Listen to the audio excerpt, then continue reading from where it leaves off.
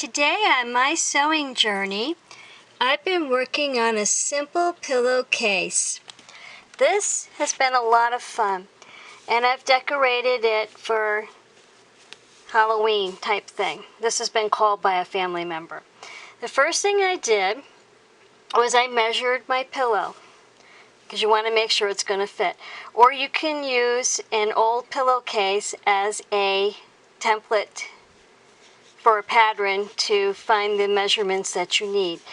And what I did was I made the cuff of it first, cutting that out, and then I decorated it, because you want to do your embroidery on there first. This is a lot easier than trying to do it after you've already sewed it on. So the first thing I did is I made a paper template of the spider, and then I embroidered the spider on, and I have a little web that he's supposed to be like swinging off.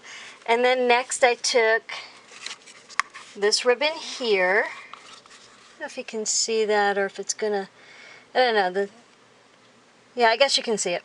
That's the measurement, and that's, in case you couldn't see it because of the camera, that's about the thickness of the ribbon. I got that at Walmart. And I laid it out and then sewed both sides of the ribbon. So you're going to sew down this side and on this little edge here. So every time you wash this ribbon, it stays in place and stays nicely on your pillowcase. Now, if you don't like Halloween, one of the other ones you could do would be Good Night, and you could do that in many different languages. That would be cute.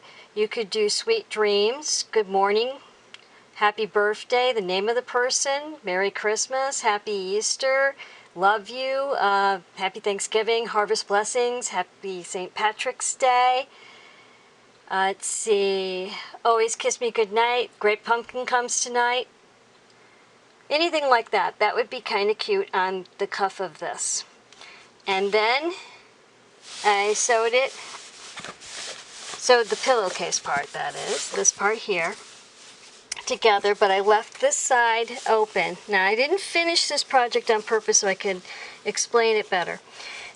I only sewed up one side, and you're going to sew those right sides together, and I left this side open, and then I sewed on, right sides together, the cuff of the pillowcase, all the way down and around. Now, I didn't have enough of this fabric, so I had to piece the back, and the person who's getting it, who called it, it doesn't really care. They're not going to really see the back. It doesn't really matter. And then what I'll do is turn it right sides together and then sew all the way up, and including this little cuff here. And this is folded over. So basically, how big your design is how big your cuff is going to be. Now, let's say you have the fancy fabric, but you don't have enough of it. You could always use a different fabric for the back. Or let's say you have even less fabric, the fancy fabric. You could use that for the cuff and use the plain fabric for the actual pillowcase.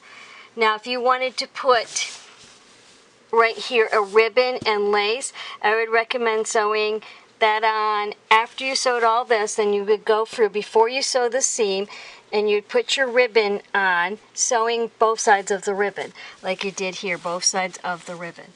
Now, if you have an embroidery machine, you could really have fun with these.